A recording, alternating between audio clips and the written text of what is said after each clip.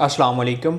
Legally जो है वो आप स्पेन मूव होना चाहते हैं पाकिस्तान से, जीसीसी से, वो भी बग़ैर किसी लोकल स्पॉन्सर या जॉब के, तो ये वीडियो आज आपके लिए है। आज मैं आपके साथ जो है वो इन्फॉर्मेशन शेयर करूँगा कि कैसे जो है वो आप स्पेन मूव हो सकते हैं। दो ऑप्शंस हैं, ठीक है।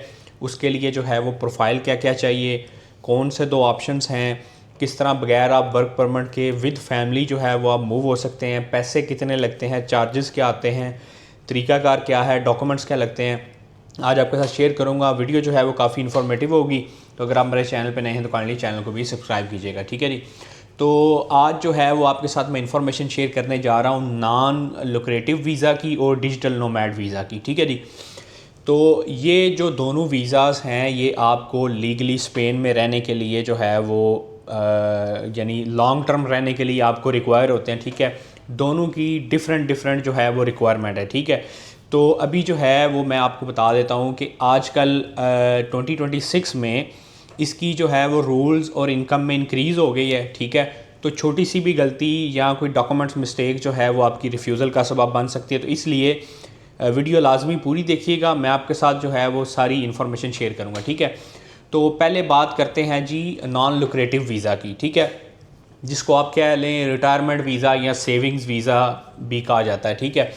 तो इसमें जो है लीगली फ़र्स्ट ईयर आपको जो है सिर्फ वहाँ पे स्पेन के अंदर काम करने की इजाज़त नहीं होती, पहला साल जो आप वहाँ पे रहते हैं, ठीक है। लेकिन आप फैमिली के साथ मूव हो सकते हैं, घर ले सकते हैं, रह सकते हैं, आपको प्रॉपर रेजिडेंसी मिलती है, आप आ जा सकते हैं पाकिस्तान, इंडिया, बांग्लादेश या जीसीसी जहाँ से भी आप मूव हो रहे हैं, ठीक है। अब करते हैं इसकी रिक्वायरमेंट की बात। अभी जो है इसकी रिक्वायरमेंट चली गई है 2400 यूरोस पर मंथ, यानी आपके पास अकाउंट में जो है वो लमसम कह लें 28,800 यूरोस होने चाहिए आपके अकाउंट में, बैंक स्टेटमेंट, ठीक है। तो इसमें जो है वो आप कह सकते हैं पैसिव इनकम भी या बिज़नेस अमाउंट भी, आप बिज़नेस कर रहे हैं, आपको रेंटल अमाउंट आ रही है, क्रिप्टो स्टॉक इन्वेस्टर हैं आप, ठीक है।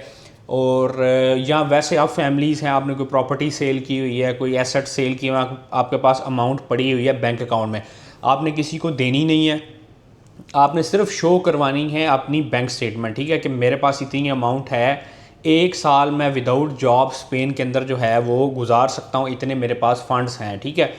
तो ये जो है सिचुएशन हो जाती है। बाकी अगर आप कोई फैमिली मेम्बर ऐड करते हैं तो 600 उसका जो है वो एडिशनल ऐड हो जाता है स्पाउस का, और 300 कह लें आप चाइल्ड का ऐड हो जाता है, ठीक है। तो डॉक्यूमेंट्स मैं आपको बाद में बताता हूँ। ये एक ऑप्शन है नॉन लुक्रेटिव वीज़ा, ठीक है। सेकंड ऑप्शन है डिजिटल नोमैड वीज़ा, ठीक है। तो अब इसमें जो है आपको क्लियरली पता है कि जो लोग कह लें रिमोटली जॉब्स करते हैं या ऑनलाइन अर्निंग करते हैं, ठीक है, यानी फॉर एग्ज़ाम्पल आप कह लें सॉफ्टवेयर इंजीनियर्स, आईटी प्रोफेशनल्स, ठीक है, मार्केटिंग के रिलेटेड फ्रीलांसर्स वगैरह, ठीक है, या आपके पास जो है वो कोई रिमोट जॉब है या आपका एम्प्लॉयर आपको कहता है कि आप रिमोट जॉब कर सकते हैं, जहाँ मर्जी आप रहें आप जो है वो जॉब कर सकते हैं, ठीक है। तो इसकी रिक्वायरमेंट मैं आपको बता दूँ कि इनिशियली स्टार्ट में जो है वो 20% आप काम कर सकते हैं स्पेन के अंदर, आप वहाँ से अर्न कर सकते हैं, लेकिन 80% जो है वो आपका स्पेन से बाहर होना चाहिए, ठीक है ना। तो जिस तरह नॉन लुक्रेटिव में जो है NLV में वो आपको 1 ईयर स्टार्ट में आप काम नहीं कर सकते, लेकिन ये जो है आपका डिजिटल नोमैड वीज़ा, इसमें 20% तक इनकम स्पेनिश कंपनी के रिलेटेड जो है वो आप ले सकते हैं, ठीक है। अच्छा जी, इसकी जो है वो मिनिमम वेज इन्होंने रिक्वायरमेंट रखी हुई है, जो स्टेबल इनकम होनी चाहिए बिटवीन कह लें 2800 पर मंथ, ठीक है, अप्रॉक्सीमेटली 34,000 पर ईयर, यानी आपके पास जो है वो स्टेटमेंट हो, ठीक है। तो इसमें जो है अगर आप फैमिली मेम्बर्स ऐड करते हैं तो ज़ाहिर सी बात है 75% इसकी कॉस्ट जो है वो स्पाउस की और 25% ई चिल्ड्रन की बढ़ जाती है, ठीक है। अच्छा, इसके लिए रिक्वायरमेंट क्या है, या तो आपके पास 3 साल का फील्ड का एक्सपीरियंस होना चाहिए। लेट्स सपोज आप एज ए कोई फ्रीलांसर काम कर रहे हैं तो आपका मिनिमम 3 ईयर्स का या 3 ईयर्स प्लस का एक्सपीरियंस है, आप एलिजिबल हैं। और अगर आपके पास एक्सपीरियंस नहीं है तो आपके पास प्री यूनिवर्सिटी की डिग्री होनी चाहिए, ठीक है, रेलिवेंट। और जिस कंपनी या जिस इंस्टीट्यूट या जिस तरह भी आप इसको एक्सप्लेन कर रहे हैं, जिस भी कंपनी के थ्रू, वो 1 ईयर जो है वो पुरानी होनी चाहिए, ठीक है। तो ये जो हो गया आपका डिजिटल नोमैड वीज़ा। अब मैंने NLV और DNV में आपको बता दिया कि डिजिटल नोमैड वीज़ा में जो है वो आप काम कर सकते हैं स्पेनिश कंपनी के लिए, लेकिन NLV में नहीं कर सकते। ठीक है। तो और इसमें जो है वो आपकी रेंटल, डिविडेंड्स, पेंशन, सेविंग, आपके पास कोई बैंक स्टेटमेंट, सेविंग अकाउंट खुला हुआ है, आपके पास अमाउंट है, आप NLV नॉन लुक्रेटिव वीज़ा जो है वो स्पेन का अप्लाई कर सकते हैं। ठीक है। रिक्वायरमेंट जो है वो NLV की 2400 है और डिजिटल नोमैड की 2800। ठीक है। इनिशियली जो है वो 1 ईयर के लिए होता है NLV। ठीक है। उसके बाद आप उसको एक्सटेंड करवा लेते हैं। और ये होता है जो डिजिटल नोमैड वीज़ा है ये 3 इयर्स का अगर इनसाइड करें स्पेन के अंदर, मतलब आप विजिट वीज़ा लेके जाते हैं तो आप जाके इनसाइड भी स्पेन के अंदर अपना डिजिटल नोमैड वीज़ा चेंज कर सकते हैं, visit visa to digital nomad visa. तो इनिशियली 3 इयर्स का मिलता है अगर आप इनसाइड हैं, अगर आउटसाइड है तो फिर आपको 1 ईयर का मिलेगा। ठीक है। तो परमानेंट रेजिडेंसी आप जो है वो आफ्टर 5 इयर्स अप्लाई कर सकते हैं दोनों सिचुएशन में, यानी आप नॉन लुक्रेटिव वीज़ा में भी जाते हैं या आप डिजिटल नोमैड में भी जाते हैं, आप 5 साल वहाँ पे रहते हैं तो आप PR अप्लाई कर सकते हैं। ठीक है। परमानेंट रेजिडेंट हो जाते हैं आप। ठीक है। और इसका मिनिमम स्टे जो है वो 183 डेज़ जो है वो पर ईयर है, यानी 6 मंथ आप अप्रॉक्सीमेटली कर लें।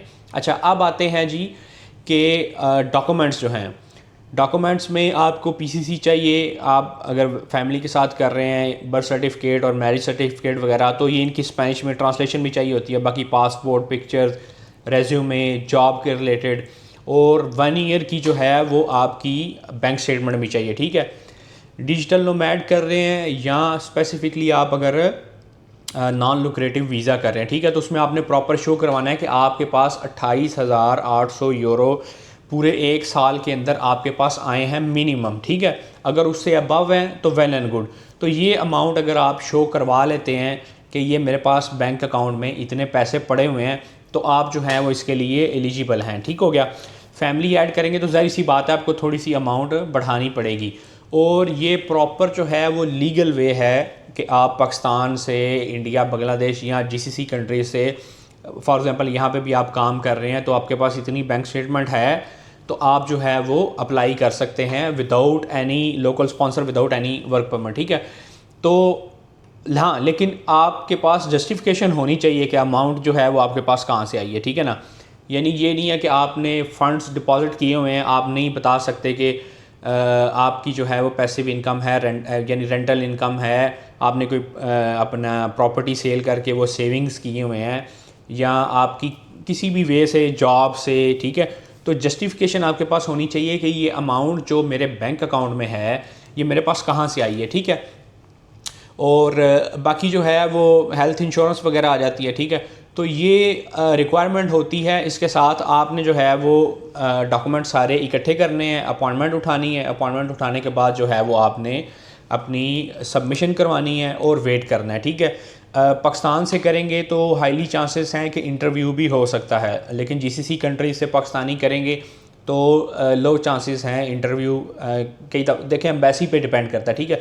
लेकिन पाकिस्तान में ख़ास तौर पे कुछ जो है वो एरियाज़, खित्ते ऐसे हैं जहाँ के लोग जो हैं वो बहुत ज़्यादा जाके स्पेन में सेटल डाउन होने हुए हैं। ठीक है। डंकी लगा के इलीगल तरीके से जाके। ठीक है। तो जितने भी ये लोग इलीगल तरीक़ों से समुंदर से इधर उधर से गए हुए हैं, उनकी वजह से जो है वो जो पिछले लीगल आने वाले लोग होते हैं उनके लिए काफ़ी मसाइल बनते हैं। ठीक है। तो जो फिर उधर बैठे होते हैं वो पिछलों को ब्लेम करते रहते हैं कि आप बिल्कुल जो है वो नकारा हैं, हालांकि ख़ुद वो इलीगल रास्ते से गए हुए हैं। यानी एक बंदे ने स्टार्ट ही एक इलीगल रास्ते से किया हुआ है तो वो पीछे बैठे वालों को बता रहा होता है कि आप जो है वो आप यहाँ नहीं आ सकते या आपको तरीक़ाकार नहीं है। ठीक है ना। तो प्रॉपर वे से प्रॉपर डॉक्यूमेंटेशन कंप्लीट करके और ऑनेस्टी के साथ आप अप्लाई करें और वीज़ा जो है वो मिलता है। मेन चीज़ है कि रिक्वायरमेंट्स अपडेट होती रहती हैं। ठीक है। अब अभी NLV की अगर बात करें तो इसका 28,800 है पर ईयर। तो अगर आप 30,000 यूरोज़ रख लेते हैं, ये पाकिस्तानी अगर आप एस्टिमेट कर लें तो 1 करोड़ आपने सिर्फ शो करवाना है, किसी को देना नहीं है। ठीक है। कोई आपके चार्जेस नहीं आ रहे। हाँ, एम्बेसी की फ़ीस है। ठीक है। चलें वो कर लें, 90 यूरोज़ फॉर एग्ज़ाम्पल कर लें आप, और 30,000 ये कर लें चलें। और उसके अलावा जो है बाकी जो डॉक्यूमेंट्स आप प्रिपेयर करवाते हैं, अपोस्टाइल करवाते हैं, उसके बाद स्पेनिश में ट्रांसलेशन करवाते हैं, PCC, birth certificate, marriage certificate. उसके अलावा जो है वो आप कह लें आपकी ट्रैवलिंग जो जाते हैं, सबमिशन आते हैं, ये कॉस्ट आ गई। अगर किसी से सर्विसेज लेते हैं, फॉर एग्ज़ाम्पल हमसे सर्विसेज लेते हैं किसी और कंसल्टेंसी रजिस्टर्ड फर्म से जो है वो आप सर्विसेज लेते हैं तो ज़ाहिर सी बात है उनके थोड़े बहुत चार्जेस होते हैं। तो यही इसकी टोटल कॉस्ट है अप्लाई करने की। आप खुद करते हैं तो आपके कंसल्टेंसी चार्जेस जो हैं वो बच जाते हैं।